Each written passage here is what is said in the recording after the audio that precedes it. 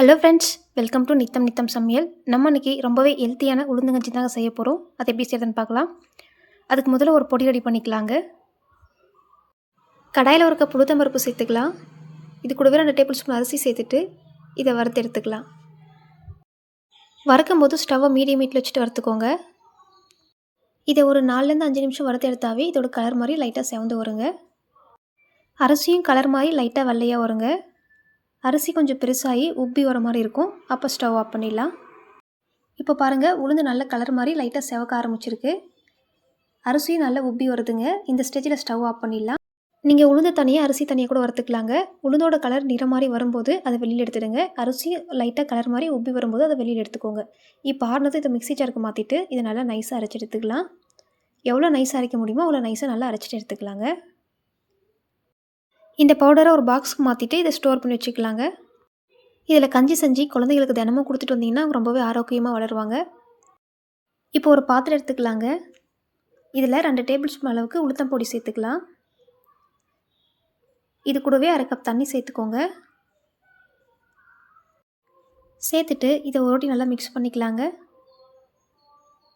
நம்ம அதை எவ்வளோதான் கலக்கினாலும் இதில் சின்ன சின்ன கட்டிகள் வந்து பார்த்தாக்கா நிறைய இருக்குங்க. பாருங்கள், இதில் சின்ன சின்ன கட்டிகள் நிறையவே இருக்குது.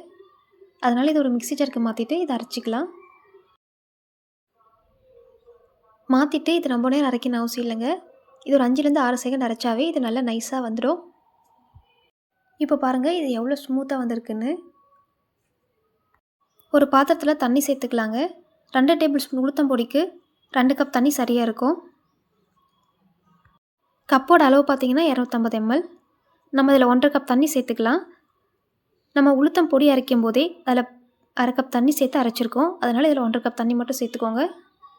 தண்ணி சூடானதும் நம்ம அரைச்சி வச்சிருக்க உளுத்தம் அதில் சேர்த்துக்கலாங்க. சேர்த்துட்டு இது உடனே மிக்ஸ் பண்ணி விட்டுக்கோங்க.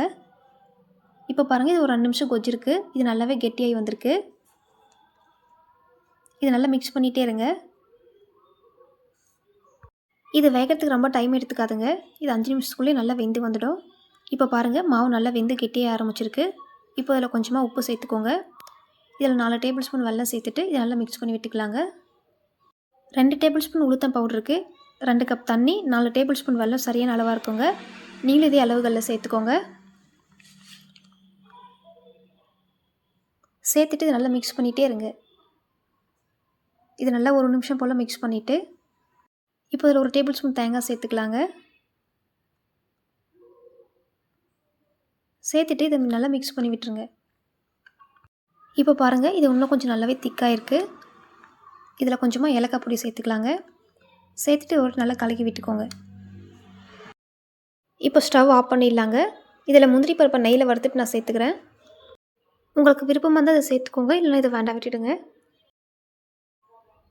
இந்த வீடியோ உங்களுக்கு பிடிச்சிருந்தா லைக் அண்ட் சப்ஸ்கிரைப் பண்ணிக்கோங்க. நெக்ஸ்ட் வீடியோவில் பார்க்கலாம்.